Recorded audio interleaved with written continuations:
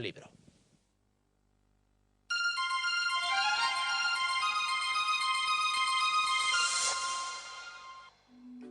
Hay pocos libros de los que yo me atrevería a decir que me hubiera gustado ser el autor y que no los he escrito yo. Pero de esos pocos libros, que no creo que sean más de 2 o 3, uno es el que quiero recomendarles esta noche. Es un libro que escribió Mikhail Bulgakov, que en ruso se llama Mastier y Margarita, y que por supuesto es el maestro y Margarita. No solo es que es el libro que yo hubiera deseado escribir, es que tengo que decirles que empieza con una de las escenas más extraordinarias a mi juicio de la historia de la literatura universal. 2 ateos, ateos científicos, ateos comunistas, ateos de la era de Stalin, pasean por un parque de Moscú discutiendo quién es Jesús. Uno de ellos, que es el director de una gran masa de autores, de escritores, de artistas que viven de las subvenciones del Estado soviético, intenta convencer a un poeta de que Jesús no ha existido jamás, que ni siquiera se puede hacer un retrato minimizándolo, sino que hay que negar plenamente que alguna vez pisara la tierra. El poeta, por el contrario, considera que Jesús es meramente un humanista, casi al estilo del Código da Vinci de Dan Brown, y cuando se encuentran discutiendo si existió o no existió, aparece un enigmático personaje que habla magníficamente ruso, aunque con un acento que no termina de verse con claridad cuál es el origen, y resulta que es ni más ni menos que el diablo.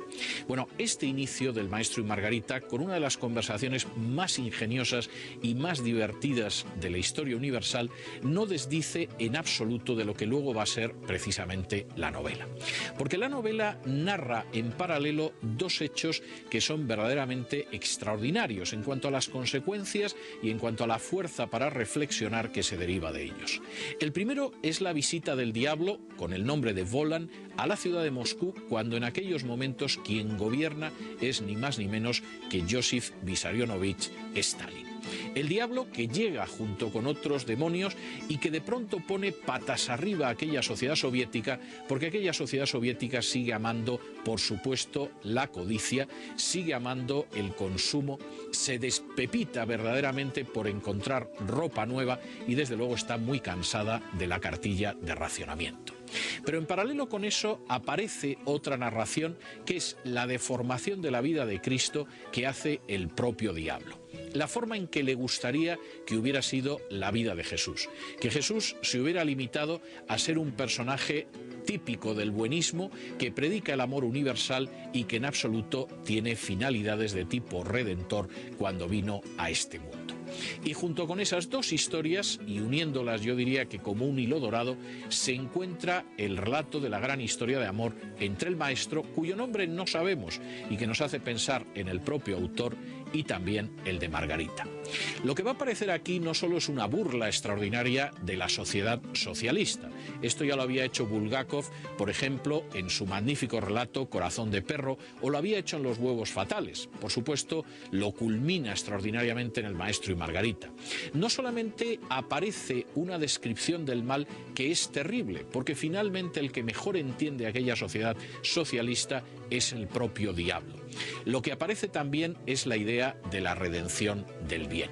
Finalmente, ese personaje que al propio diablo le hubiera gustado que fuera simplemente un maestro de moral, simplemente un personaje buenista que vivió en Galilea hace 2000 años, es el que tiene el señorío de la historia, el que puede ridiculizar a los malvados y el que ofrece una esperanza de redención con el paso del tiempo. Lo tremendo del asunto es que El maestro y Margarita significó para el propio Bulgakov una tarea que verdaderamente le llevó muchos años, que le obligó a rehacer en varias ocasiones el manuscrito original y que en alguna ocasión le llevó a quemarlo por miedo a que los sicarios de Stalin se apoderaran de él. En un momento determinado de la novela se escucha un mensaje que dice: los manuscritos no arden. Y es un mensaje de libertad, de la idea de que efectivamente los movimientos totalitarios siempre quieren quemar los manuscritos, siempre quieren quemar los libros siempre quieren reducir a cenizas todo aquello que es libre y hermoso. En ese sentido, El maestro y Margarita es una obra maestra. Yo me atrevería a decir que es una de las 2, 3, 4 grandes novelas del siglo XX, quizá una de las 10 mejores novelas de la historia de la literatura. Pero al mismo tiempo es una historia hermosa en la que aparece todo: el deseo de trascendencia del hombre, el amor entre un hombre y una mujer, el sentido del humor en las peores situaciones, la idea de que existe una providencia que escribe incluso en aquellos momentos en que resulta más difícil ver el bien, y al mismo tiempo la esperanza en que al final el mal será derrotado. No solo eso, el propio Satanás, como le tiene que confesar en un momento determinado a Margarita, es una fuerza que siempre tiende hacia el mal, pero que en algunos casos, por ese poder superior de Dios, se ve obligado incluso a hacer el bien.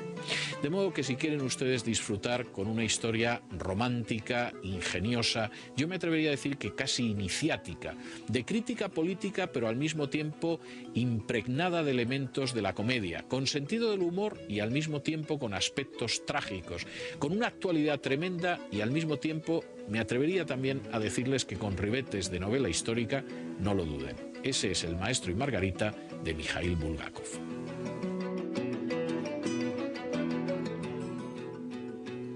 Bueno, pues el maestro Vidal es el que pone fin, como siempre, a este programa, hoy con la recomendación de un libro. Les tengo que